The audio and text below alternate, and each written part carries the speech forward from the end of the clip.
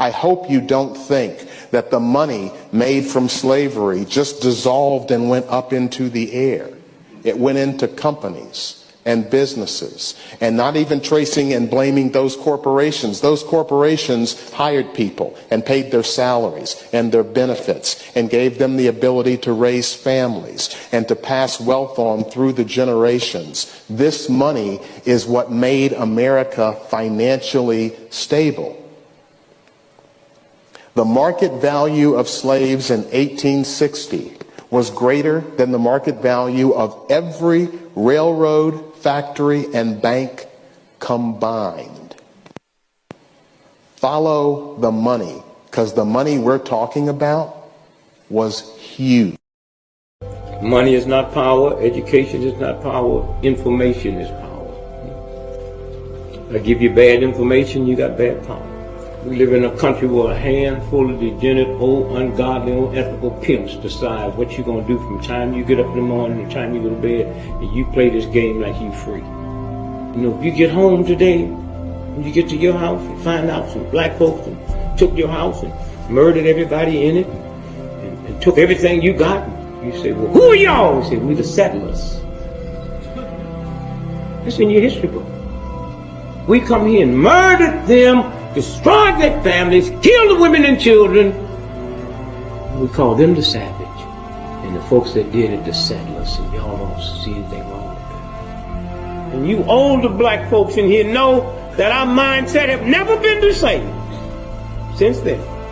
That racism, white racism, is a mental illness.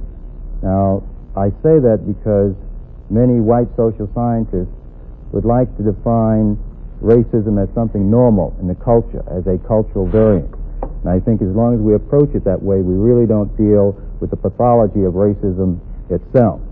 It's like saying that cancer, because a lot of people have in this society, that cancer is somehow normal. But we know that cancer kills, and racism kills and destroys also. And it would be like defining Hitler's slaughter of the Jews as somehow normal.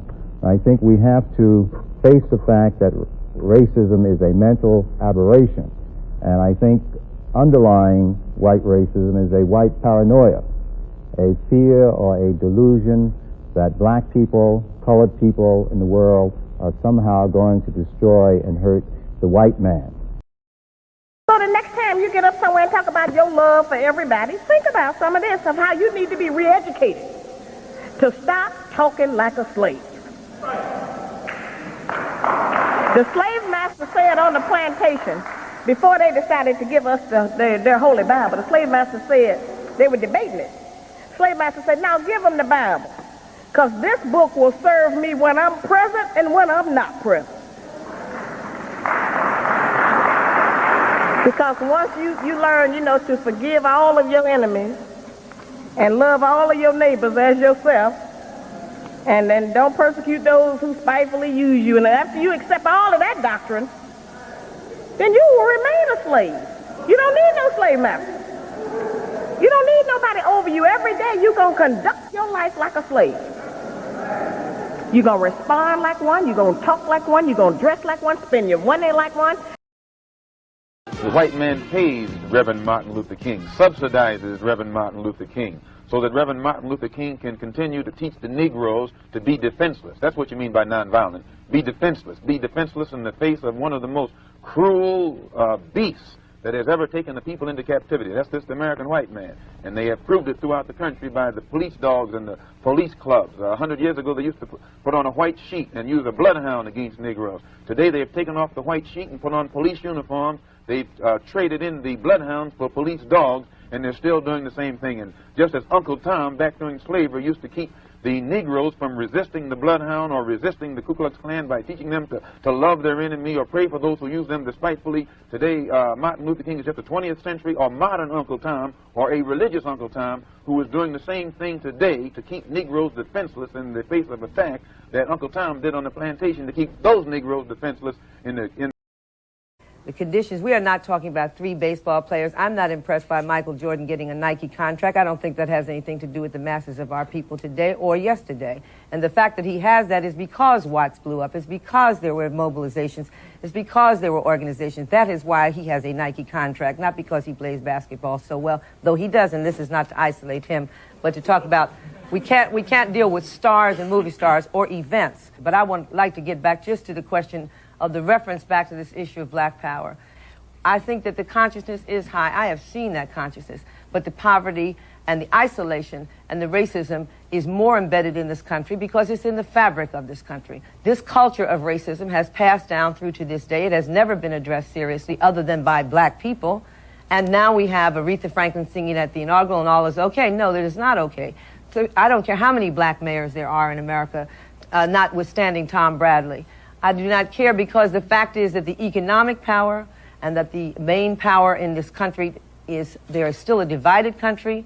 We are still Africans lost in America as far as I'm concerned, and that we do have to address our issues on our own because I don't believe that there's an agenda for assimilation, and as for me, I don't want to be assimilated into an environment that has committed genocide on other peoples, that has endorsed chattel slavery and institutions.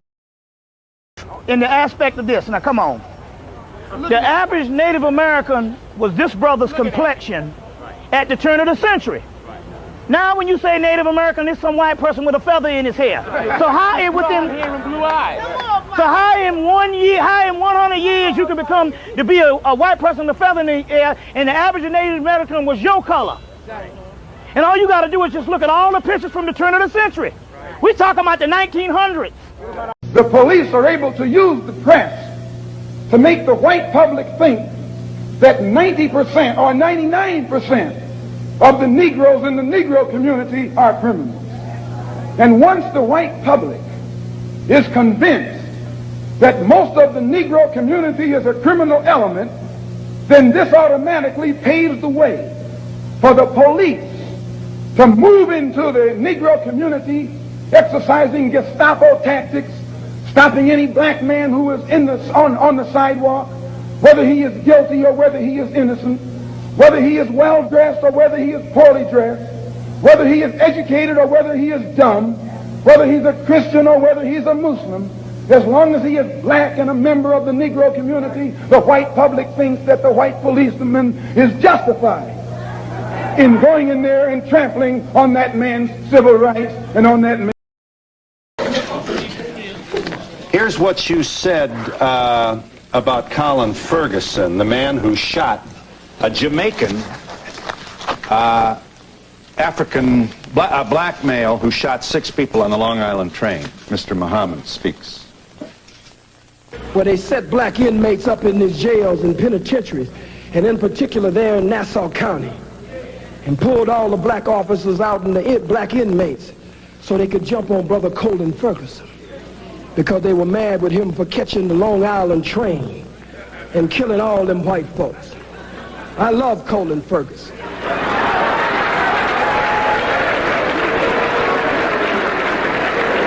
I have no official position, so I can say I love him.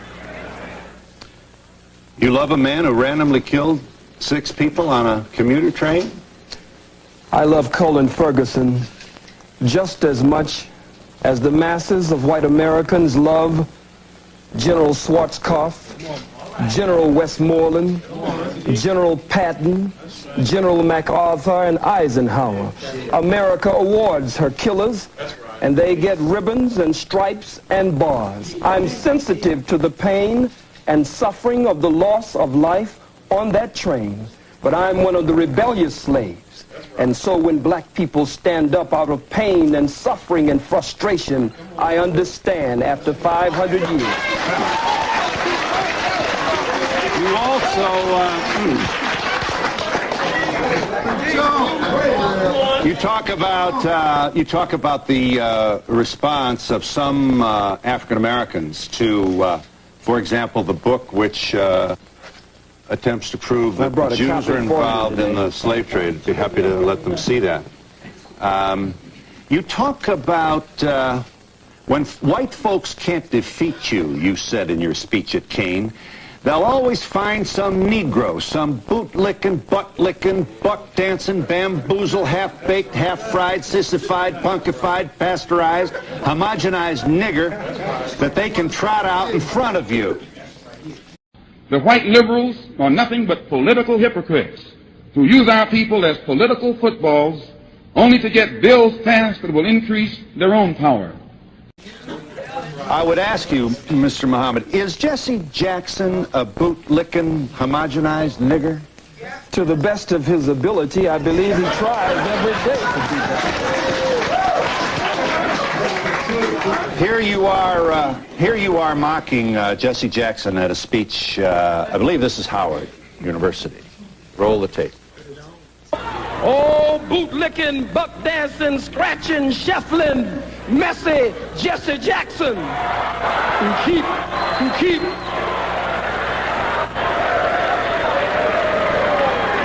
I am a somebody. I am a somebody who keep hope alive. I am a somebody. I don't rightly know who the hell I am, but I am somebody. Yeah. Are you an entertainer, or are you a committed person to black people? I'm so glad you asked that question. I believe that the liberation and salvation of the black nation must be brought about by black people gaining a thorough knowledge of self after our 500 to 6,000 year Holocaust, where we have lost over 600 million. And so I believe that that education process must be a process of two steps: inspiration and information. So I seriously give information, but black people are a people of rhythm and spirit, so I also give inspiration. I'm gonna go ahead and apologize in advance. I'm pissed. Tennessee lawmakers just pushed a bill, House Bill 0580, look it up, do your research, that will withhold government funding from any school that allows their teachers to teach about systemic racism, white privilege, or racial injustice in American society. So you're telling me that I'm about to be an elementary school teacher in a predominantly black school in Tennessee, and I have to lie to my children? The children who already know what it is. They're talking about 6 and 7-year-olds aren't old enough to understand racism. We don't need to bring that to them. They experience it. They don't learn about it in school. They experience it when they walk outside. And I have to lie to them and act like that's not the reality because a few white people felt guilty, because it makes America look bad. White America, white society, white history is bad. It is negative. We have always been the bad guys. I'm a white woman, yes, but I'm doing everything I can to be an ally. That does not mean that I will lie to my students. You're going to withhold money from schools that are already underfunded and are... Is there racism in the classrooms of this country, and what form does it take? There's definitely still racism in the classrooms of this country, and it takes all of the subtle and overt forms that we have always known since our enslavement in this land and more. Because we both have children. We know that the children today are more visually sophisticated than any group of people probably the planet has ever known. A chalk and a blackboard, a book, a tablet and a pencil will not bring out what there is within these children any longer. We are not trying to do innovative things that are rooted in what we know, the tried and true, to reach and teach our children. One of my great passions is to untap the genius and the talent that resides within these children. Their genius is in the streets, on the ball fields, in the recording studios, and then they're functional illiterates in the classroom. Why? This is a real serious question that I have personally been engaged in for more than 20 years now, both in higher education and now at the Coalition. But the racism is in the textbooks. It's in the very structure of the language that we bring to this. I know you have had our brother Malefi Asante on the program. It is in, most particularly, and I don't know how I can state this strongly enough, the power of expectations. The research has shown for more than 50 years now that there's only one direct corollary to the performance of a child in school, and that is the expectation that the teacher and the family and the community, society around that child has of that child. Right now, our children have such dwarfed perceptions of themselves. They are treated almost like criminals and prisoners in our school systems, and they can't hope to emerge from that, and much of that is racial. And parents are taught to be this way. Or even worse, or not even worse, but equally. In North America, at least, we have what's called sleep training. We're training kids to sleep. How do we do that? By not picking them up when they're crying at night. Now, why is the kid crying? The kid's crying because they might be hungry or uncomfortable, but that's fine. We're not torturers. We're told by the doctors and the sleep training nurses to check if the kid needs feeding or changing and do that. But if they're just crying because they want attention and contact with you, don't pick them up and then they'll go back to sleep. And you know what? I used to advocate this when I did a lot of babies as a family physician. Blithely, I used to tell parents to do this, not knowing what harm I was doing. Because why is the kid crying? Because they have a need. The only way to signal that need is crying. And what we're saying to parents is, ignore the child's biggest need. Guess what? The kid after 3 nights goes back to sleep. It works. Why does the kid go back to sleep? Because they give up. It's too painful.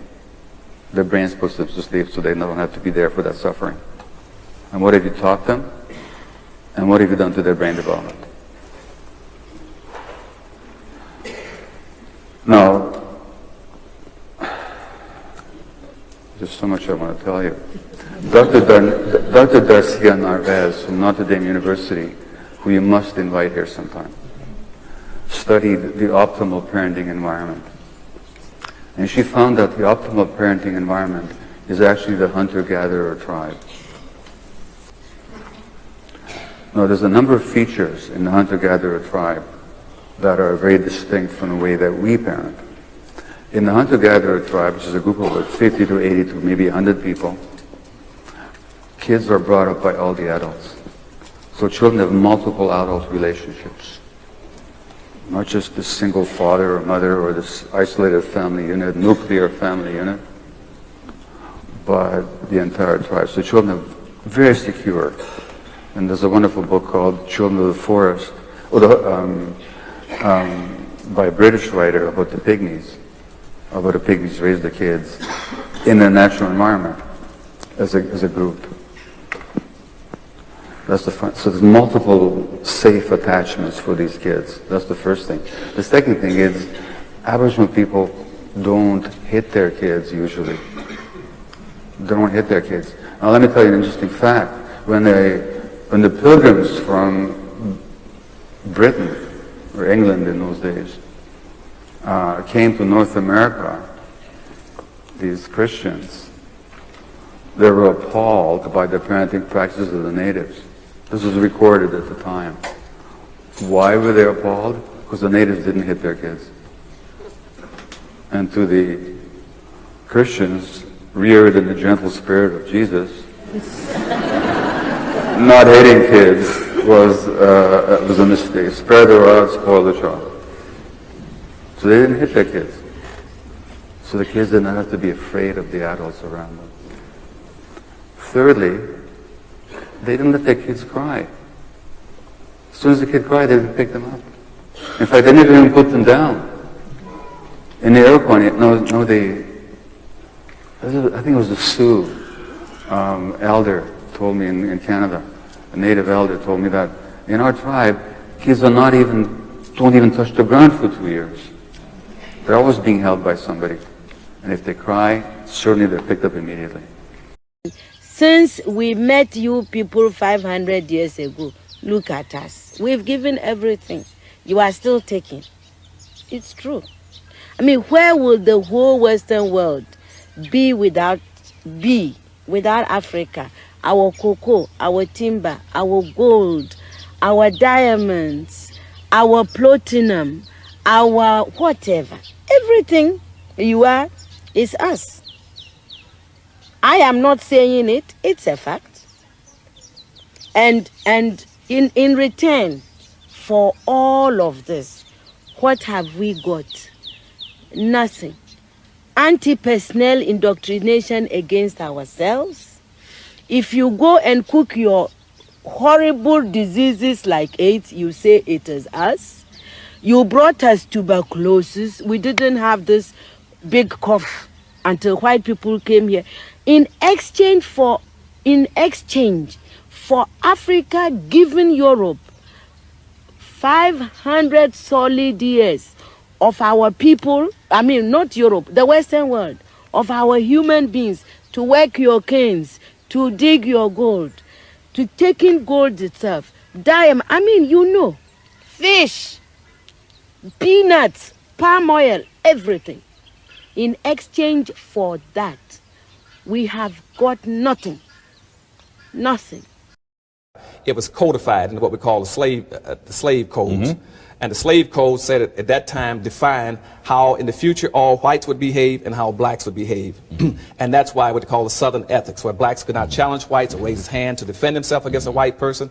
And in fact, white people were told that it was their duty, in fact, to suppress and severely handle blacks in order to enforce the status quo, or they themselves would be considered lawbreakers. Right. In other words, they violated the code, the white code. And see, in that time, what the code said is that every white must enforce this code. Every religious institution must subscribe to it. All levels of government must be responsible to it. Okay, it must be passed on through your social customs, Daryl, and also through your laws. I put a lot of those laws in the back of the book. Right. Okay, and once that was codified in 1705, everybody understood the law.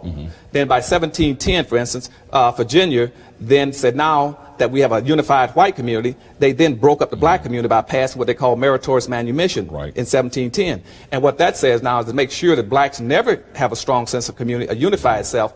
We will grant meritorious manumission. That's why all these southern states had meritorious manumission laws to any black who goes against his own people. Which in effect said that blacks could be freed. That's right. To enjoy rights and privileges in the society for becoming traitors to their own race. Right, as a free black. But it would never could be comparable to a white. Right.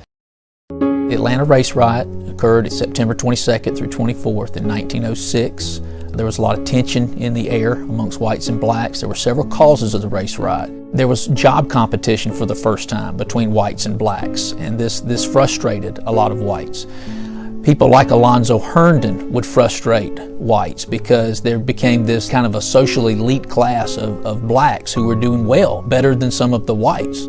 Alonzo Herndon was an incredibly inventive and successful entrepreneur who was born into slavery, learned the trade of barbering, and came to Atlanta and established a barber shop. And it was a barber shop that had African American barbers who cut hair for white men. And so he was able to establish a very successful business. There was a way of suppressing black participation in political life, relegating African Americans to a second-class status. And part of making that happen was for white people to vilify African Americans. During political campaigns, a lot of candidates believe if they were more racist than the other candidate, they would get more white votes. And so you had a lot of just racial rhetoric.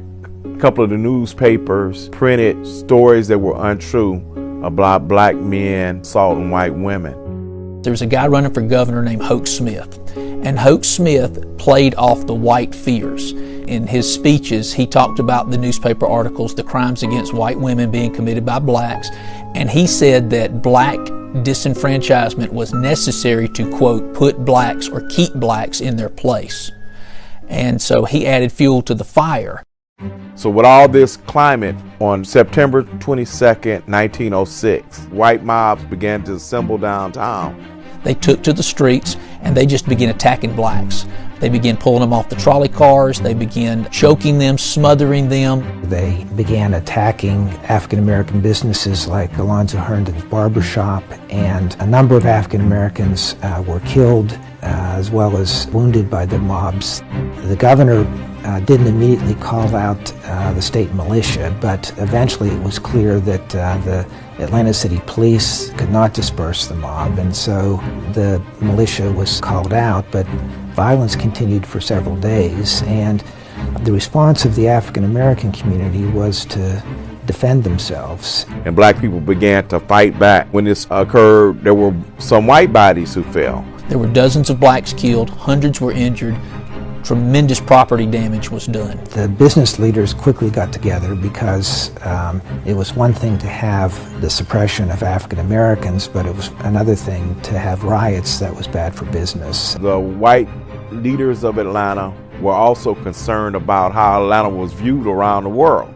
Press began to talk about how racist Atlanta looked, and so the white civic leaders reached out to black elites, and they worked out a compromise to quell the violence.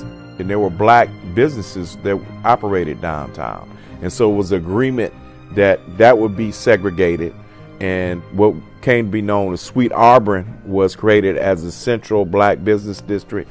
Black people were no longer operating all throughout downtown any longer, so segregation was reinforced. Black people were blamed for the causes of the riot, but there was agreement that they wouldn't allow the mob to continue to attack black communities any longer. The white leaders were intent on further suppressing African American rights, and so the African American participants in this process were looking for safety, but in the long run they were not successful in maintaining the voting rights that they had before the riot took place. And the response was further disfranchisement of African Americans to make sure that they didn't have any effect on voting.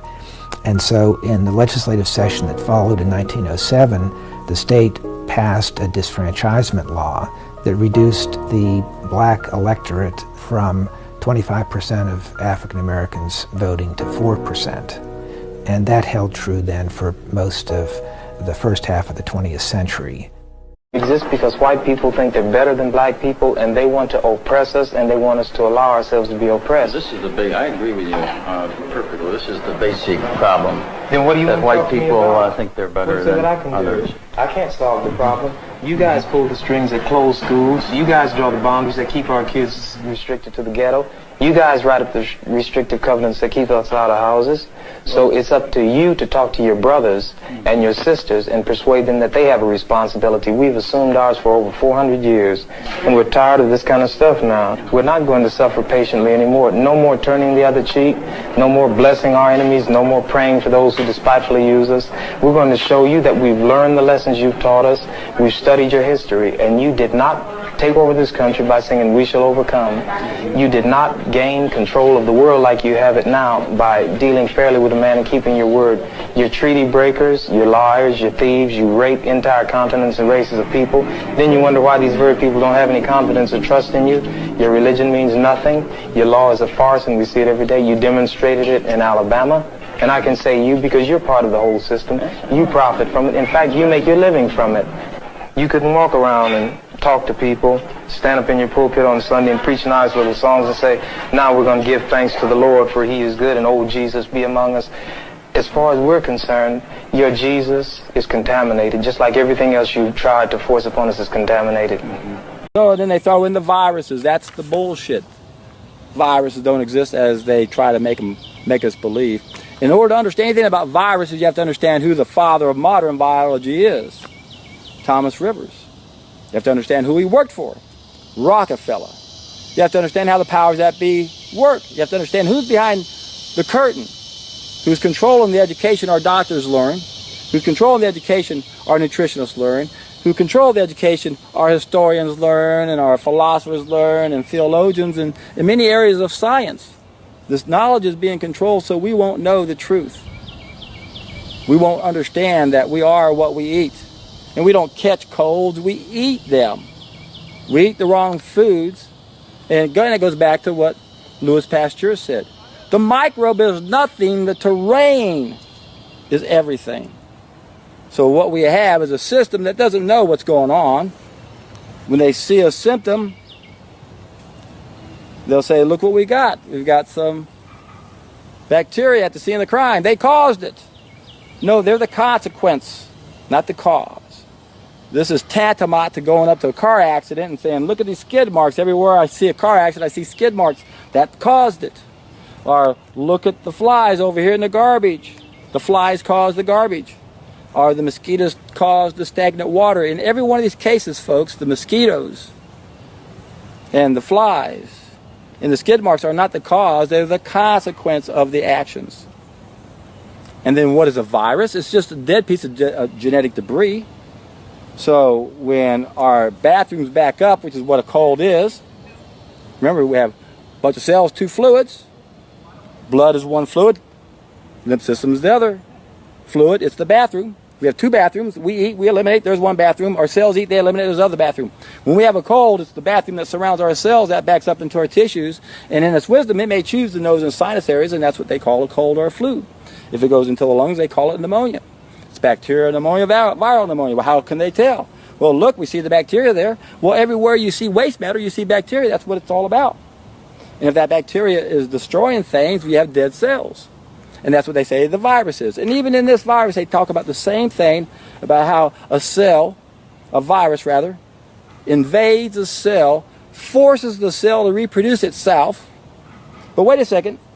They even prefaced this. They said, it's dead outside the body, but when it comes inside our body, it becomes alive. It attacks the cell, forces the cell to make more dead cells, and then the cell explodes, and all those dead cells go out and attack more cells, and they continue on. T.C. Fry used a great analogy for this in his book, The Great AIDS Hoax.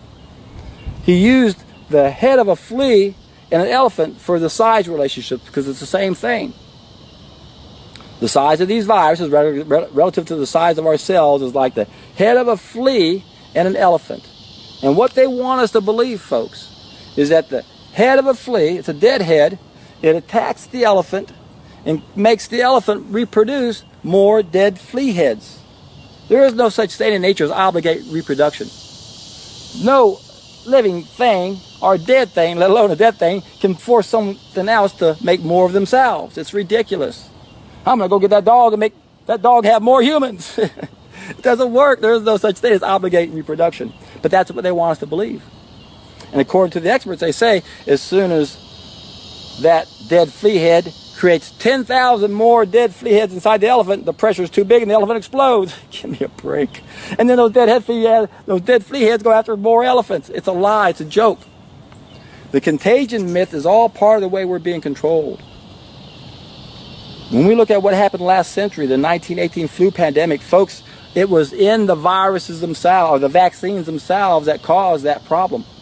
They were vaccinating these soldiers, and they were coming down with these horrible symptoms, and they warned everybody, oh my God, they got the worst case of flu ever, we better prepare for that. Line up for your vaccines. The poison is in the vaccines. These vaccines never eradicated any disease that's supposedly caused by a virus. And I did a great video on dispelling vaccine myths by using these graphs. I'll put a link down below. When we look at graphs in a 100-year period of time, from mid-1800s to mid-1900s, there's a steady decline on all these diseases that vaccines supposedly eradicated. Oh, it was a virus. No, it wasn't. They were diseases of filth. Even in this book, it explains how flies, they carry around the bacteria. And what they don't point out is that they're not carrying around the bacteria, they're carrying around waste matter. So when we look at fleas and ticks and mosquitoes, it isn't the microbe they're carrying around, it's the filth they're carrying around. With the filth comes the microbe, and yet we blame the microbe as if it's the problem. But Louis Pasteur confessed, the terrain is everything, it's our body. Are we fertile soil for microbes? Are we vibrating below a certain level? We're supposed to be vibrating around 6,500 angstroms. Bacteria around 4,500. Well, if we eat the wrong food that vibrates low, like most of us do, then we end up vibrating lower, and now we become that bacteria's food. The fortunes of Carnegie, Morgan, and Rockefeller financed surgery, radiation, and synthetic drugs. They were to become the economic foundations of the new medical economy. The takeover of the medical industry was accomplished by the takeover of the medical schools. Well, the people that we're talking about, Rockefeller and Carnegie in particular, came to the picture and said, we will put up money. They offered tremendous amounts of money to the schools that would agree to cooperate with them. The donors said to the schools, we're giving you all this money. Now, would it be too much to ask if we could put some of our people on your board of directors to see that our money is being spent wisely? Almost overnight, all of the major universities received large grants from these sources and also accepted 1, 2, or 3 of these people that I mentioned on their board of directors, and the schools literally were taken over by the financial interests that put up the money. Now, what happened as a result of that is that the schools did receive an infusion of money. They were able to build new buildings. They were able to add expensive equipment to their laboratories. They were able to hire top-notch teachers. But at the same time as doing that, they skewed the whole thing in the direction of pharmaceutical drugs. That was the efficiency in philanthropy. The doctors from that point forward in history would be taught pharmaceutical drugs. All of the great teaching institutions in America were captured by the pharmaceutical interests in this fashion. And it's amazing how little money it really took to do it. Surgery became viable with anesthesia and infection control, and doctors advocated expensive, radical operations. These in turn produced the need for a large, lucrative hospital system. Radium fever swept medicine. The price of radium rose 1,000% almost overnight. Another costly technological industry entered the hospital system. A drug industry grew out of the booming patent medicine business. The doctors changed educational standards and licensing regulations to exclude the empirics. Soon, only AMA-approved doctors could legally practice medicine. In a brief 20 years, the AMA came to dominate medical practice. Organized Medicine launched a media campaign to associate the empirics with quacks. The code word for competition was quackery. So now, the average doctor goes through school. He gets a great education. He has to be really smart to get through it. He learns all about drugs. He doesn't know too much about basic nutrition. I found that the average wife of these physicians knows more about nutrition than he does. But they sure know their drugs. And if you go to your typical doctor today, I don't care what it is, chances are you're going to walk out of there with a prescription. Why? Because that's what he has been trained to do. Around the same time that John D. Rockefeller seized U.S. media, he also hijacked U.S. medicine. When it was discovered that drugs could be produced from petroleum, America's top oil mogul ordered his army of propagandists to invert reality accordingly. Medicines used for thousands of years were suddenly classified as alternative, while the new, petroleum-based, highly addictive, and patentable drugs were declared the gold standard. After buying the German pharmaceutical company that manufactured chemicals of war for Adolf Hitler, Rockefeller leveraged his political influence by pressing Congress to declare natural healing modalities unscientific quackery. Rockefeller then took control of the American Medical Association and began offering massive grants to top medical schools under the mandate that only his approved curriculum be taught. Any mention of the healing powers of herbs, plants, and diet was erased from most medical textbooks. Doctors and professors who objected to Rockefeller's plan were crucified by the media, removed from the AMA, and stripped of their license to teach and practice medicine. Those who dared to speak out were arrested and jailed. When evidence began to emerge that petroleum-based medicines were causing cancer, Mr. Rockefeller founded the American Cancer Society, through which he suppressed that information. John D. Rockefeller is duly credited as the founder of the pharmaceutical industry, and the reason that medical error is currently the third leading cause of death in America. This is not an indictment against doctors. More than anyone, they are under the stranglehold of the single largest lobbying power in Washington. Every year, the pharmaceutical industry spends at least twice the amount as big oil to influence laws, policies, and public perception. Thanks to Mr. Rockefeller, the architect of American monopolies, no industry has more power over our lives than Big Pharma. But here's where the problem comes in, is that we combine so many different types of foods at the same meal that halfway we don't get digested. Add to that malabsorption, add to that weak adrenals, which is poor utilization. Pretty soon you can see that the average person doesn't digest, doesn't absorb or utilize its chemistry, and then by far don't eliminate the waste from metabolism from it. This is why you see the decay of the human beings. And then they're treated when there's a symptom about that, or the body's full of mucus with colds and flus and pneumonias and stuff, then they're treated with suppressive pharmaceuticals. And pretty soon they have tumors and things like this, and they have systemic inflammation and acidosis, and they wonder why. Then they run to a medical doctor again, and they treat them again.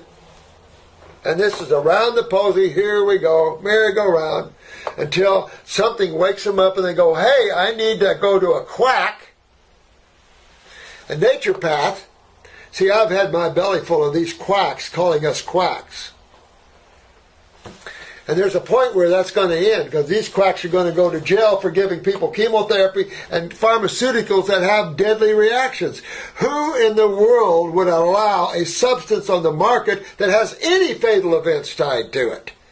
So it shows you how corrupt the FDA is and how they don't give a hoot whether a drug kills you or not. Oh, we'll make sure that it has a low percentage of fatal events. There's a percentage. It's the same thing when my significant other became a nurse.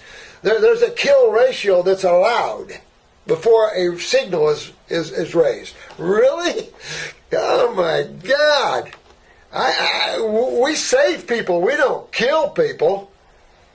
But I've coached countless females who have just ruined themselves with coffee and chronic use of tea because it stimulates too much adrenaline and too much cortisol. So it antagonizes, cortisol it has a functional relationship with DHEA.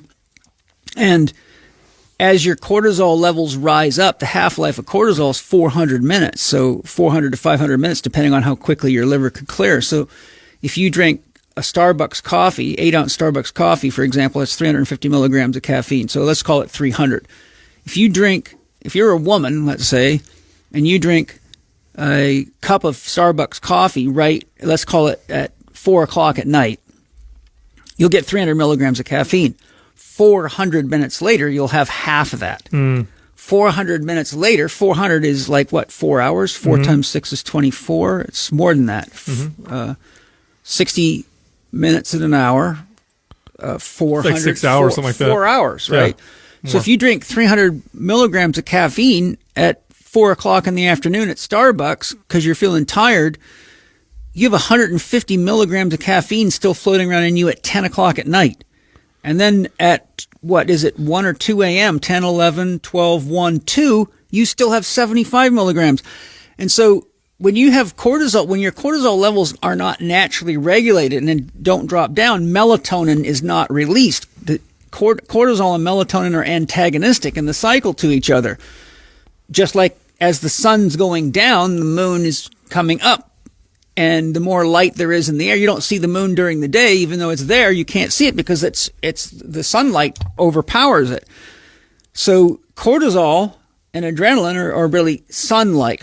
And then melatonin and all the anabolic hormones, which come out more strongly at night, typically for growth and repair, are also nighttime hormones.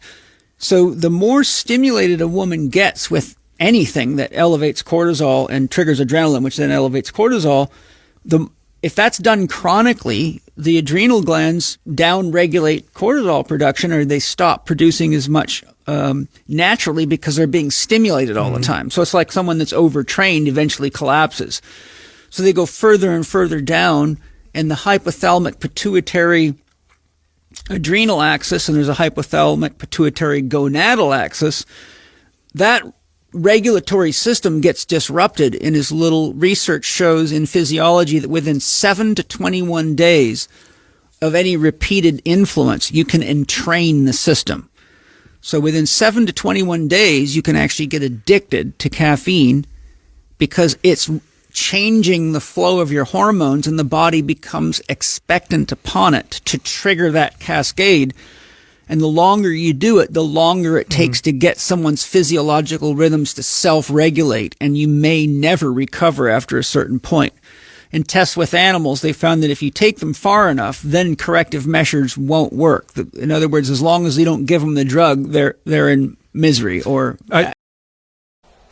That's why I say the amount of deaths, not just the amount of maimings, it's astronomical. The amount of deaths is astronomical. If one herb killed one person, it would be hell to pay. But a pharmaceutical could kill hundreds of thousands, and that's okay. That's not okay. And that's why we have to change the people in the consciousness that are running these things. Child services have bought into this idiocy and this fallacy. And pretty soon they're grabbing your kids and making these medical doctors allowing letting these medical doctors treat your kids with toxic, deadly pharmaceuticals because they don't know how the body works. They don't know about health, how to return the body into a state of health, or what causes genetic weaknesses in the cells. They don't know any clue to that. The very idea of human being some sort of natural concept is really going to change. Our bodies will be so high-tech we won't be able to really distinguish between what's natural and what's artificial. This is profound. She said the very idea of human beings being some sort of a natural concept is going to change, and that our bodies are going to be so high-tech we will not be able to distinguish between what's natural and what's artificial. This is the merger of man and machine. This is the transhumanist agenda. This is the World Economic Forum's official video from their own YouTube channel. One of the features of this fourth industrial revolution is that it doesn't change what we are doing, but it changes us. There you just heard Klaus Schwab, the founder and executive chairman for the World Economic Forum, say that the fourth industrial revolution is going to change us, change humanity. One of the things that I think is so essential to free and open societies is freedom of thought. And up until now, the conversation we've been having is around freedom of speech.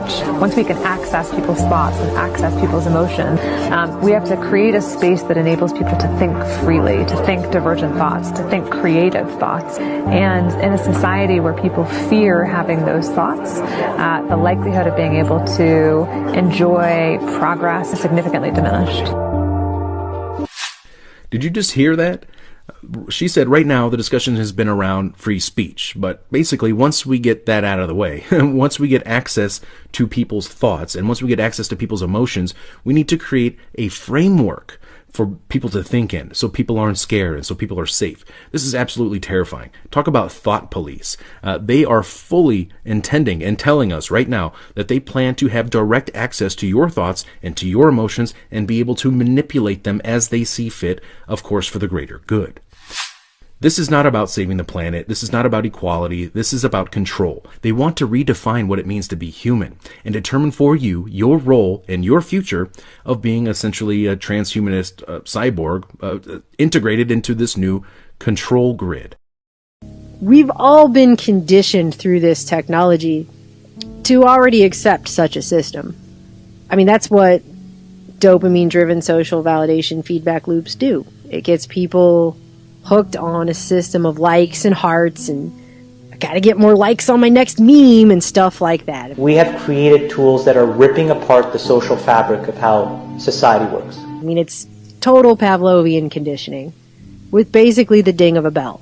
But we're starting to see these Silicon Valley corporations become so entrenched that if you have a low ranking or something you do on there is considered bad, you're kicked off. And I'm not just talking about the censorship on YouTube. That's just one aspect where obviously dissident thoughts are being punished by deplatforming people. I'm talking about other things, like they've now approved life insurance companies to raise people's premiums based upon their social media posts. Earlier this year, it was announced that Uber was going to start banning people who had low ratings because the system is set up that the riders can rate their drivers, but the drivers can also rate their rider. Uber's global community guidelines were created with those same common values in mind. There's standards to make your experience with Uber feel respectful, inclusive, and safe. So, if you take Uber and you're having a bad day, you're going to get a low rating. Have enough bad days, you won't be able to take Uber anymore. So you better hope you have an alternative form of transportation, because your social credit with Uber will be null and void, and they'll just kick you out.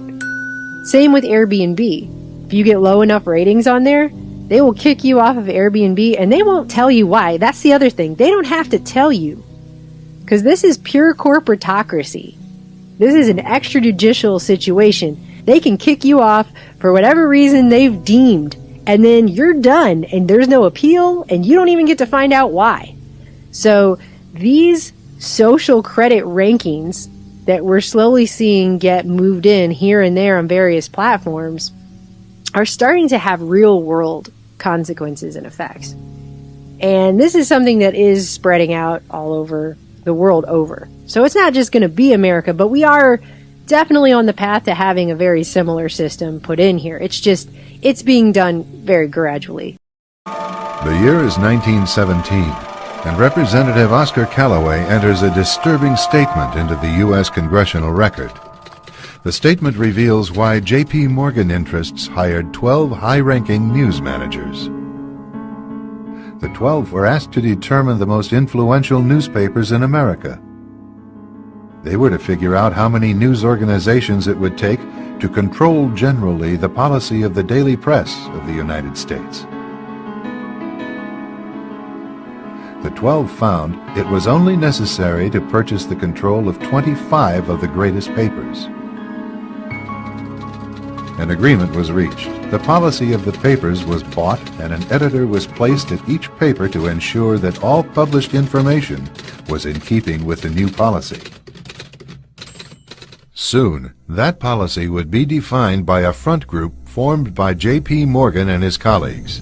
In fact, Morgan's personal attorney was founding president of the organization, the Council on Foreign Relations.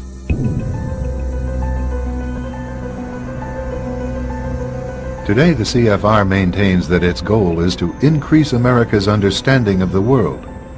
However, the actual objective of this highly exclusive club is revealed by the rare admissions of the insiders themselves. In the early 60s, a Georgetown University professor collects information for a book favorable to the network of powerful men who founded the CFR. For 2 years, Professor Carroll Quigley is allowed to examine the confidential papers and secret records of this network. Quigley reveals that these men aim to create a world system of financial control in private hands, able to dominate the political system of each country and the economy of the world as a whole. In short, they seek total and quiet control of the entire world. And the CFR is their most visible conduit for carrying out that agenda. CFR members include America's wealthiest tycoons, as well as the highly placed elite in government, academic institutions, tax-exempt foundations, and the establishment media. Ruling Class Journalists, written by Richard Harwood, describes the CFR membership as the ruling establishment in the United States. The Washington Post article boasted that news reporters who are CFR members do not merely analyze and interpret foreign policy for the United States, they help make it. Who are these policymakers? Many of their faces are familiar. NBC's Tom Brokaw, CBS's Dan Rather, ABC's Barbara Walters, Jim Lehrer of PBS, William F. Buckley of National Review, media mogul Rupert Murdoch, owner of the giant multifaceted News Corporation. These media heavyweights, and many others like them, are members of the CFR. Powerful corporations are also invited to become members. At the close of the 20th century, CFR influence presided over far-reaching consolidations of media control. In 1995, CFR members Michael Eisner of Disney and ABC's Thomas Murphy merged their media empires. Soon after the merger, the Disney-ABC empire becomes a CFR corporate member. In the year 2000, the world's largest internet service provider, America Online, joins forces with Time Warner, one of the world's largest news organizations. The CEOs favoring the move are CNN's Thomas Johnson and Time Warner's Gerald Levin, both CFR members. Once again, another media giant is created under the shadow of CFR influence. Today, an elite handful of individuals define the agendas that are supported by the empire of establishment news. How have the central bankers, this is my last slide because my 12 minutes is just up, have reacted to the truth coming out? They admit that they've been telling porkies, and now they propose to increase their power. So central bankers belatedly admit, oh, now that you've mentioned it, yes, banks create the money supply. So let's abolish that now. And also, by the way, let's abolish cash.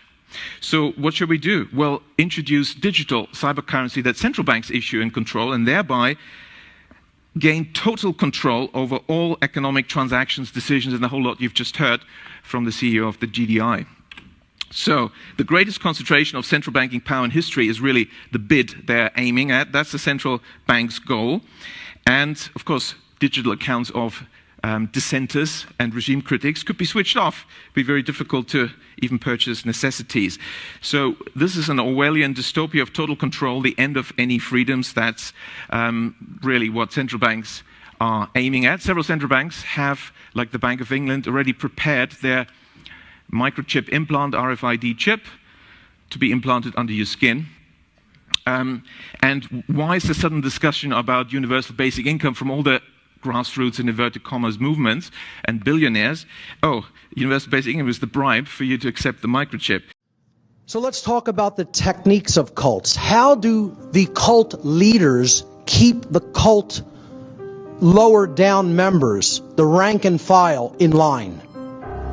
They have very strict, rigid sets of techniques that they have employed throughout human history, and they don't waver with them because they have always worked.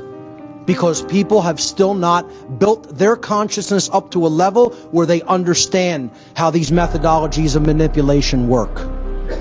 And there are four main cult techniques: isolation, conformity, indoctrination through repetition, and trauma.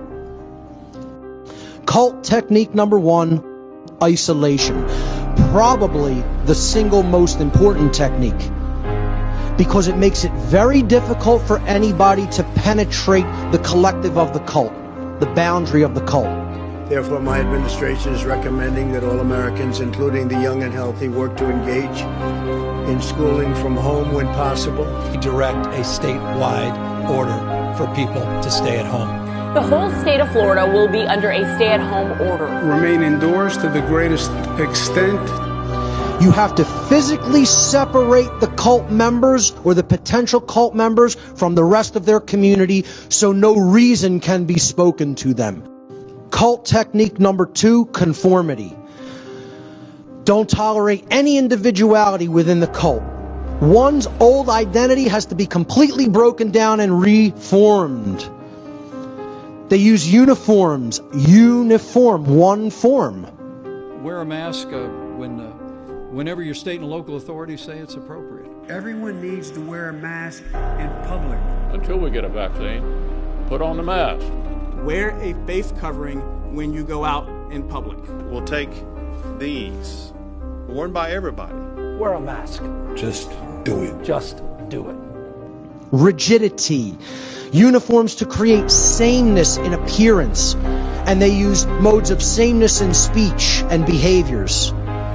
Cult technique number three, indoctrination through repetition. Rigorous schedules and instructions. Repetitive behaviors, doing the same thing over and over and over and over again. And repetition is one of the greatest forms of mind control, if not the most powerful form of mind control. Indoctrinate the mind. Give it the belief system over and over again until they believe it. Keep repeating the lie until it is widely believed. Cult technique number four is broken down in two halves, two parts. There's physical trauma, and then there's mental and emotional trauma. The physical trauma consists of high levels of activity to the point of exhaustion, low sleep time and disrupted sleep, high carbohydrate intake and low nutrient intake in the diet. This damages the brain. It puts somebody in a state of weakened resistance. Their body, mind, and spirit are unable to resist the dictates of the cult. They weaken them through these techniques physically. And then they use emotional trauma to weaken the spirit. Verbal and psychological abuse heaped at them continuously, constantly telling them they're not good enough. A perpetual atmosphere of fear. And as we saw in the natural law expressions, fear can only lead to ignorance, confusion, control, or slavery, and ultimately chaos. That's all it can ever lead to. Can't ever lead to any of the good expressions of natural law, knowledge, understanding, wisdom, freedom, sovereignty. Can't lead to any of those things. Certainly can't lead to order and justice in a society. Residents in Windsor, Essex are now waiting up to 7 days to receive their COVID-19 test results.